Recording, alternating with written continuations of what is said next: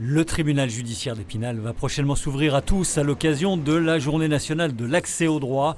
L'actualité en bref, c'est d'abord cette annonce et ce rendez-vous donné mardi prochain le 24 mai pour une journée portes ouvertes au Palais de Justice, présentée ce jour autour d'un thème central, Internet, qui va se décliner sous toutes les dérives constatées, cyberharcèlement, escroquerie, outrage aux personnes et aux biens, incitation à la haine, détention et diffusion d'images pédopornographiques.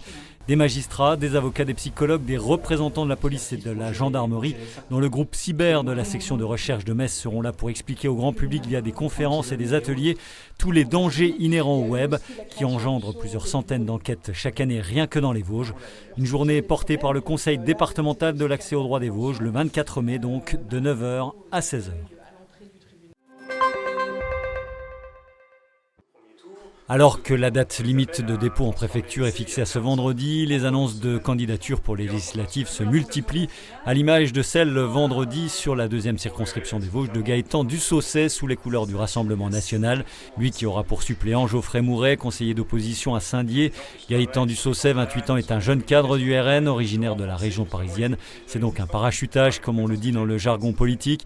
Il compte s'appuyer sur les résultats de Marine Le Pen à la présidentielle, arrivée en tête dans les Vosges, mais pas à Saint-Dié ville, devancé par Emmanuel Macron. Et pour Gaëtan Dussaucet, justement son principal adversaire, ce sera le maire de Saint-Dié, David Valence, le candidat de la majorité présidentielle et de la mondialisation, comme il le définit.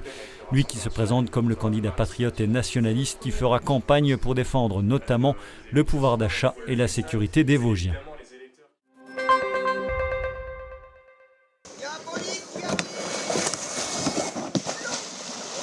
Certains se sont jetés à l'eau à l'américaine, c'est le terme, d'autres ont été plus prudents. S'il fallait s'accrocher pour la mise à l'eau, le reste du parcours de la Transvosgienne était beaucoup plus tranquille. Après 2 années blanches dues à la crise sanitaire, le rendez-vous grand public a repris du service dimanche dernier. Proposé par le comité départemental de canoë-kayak, une descente de 15 km sur la Moselle, d'Épinal à Igné, et qui a réuni les 3 clubs vosgiens, celui de Golbet-Épinal-Saint-Nabord, ainsi que ceux de Saint-Dié et Gérardmer.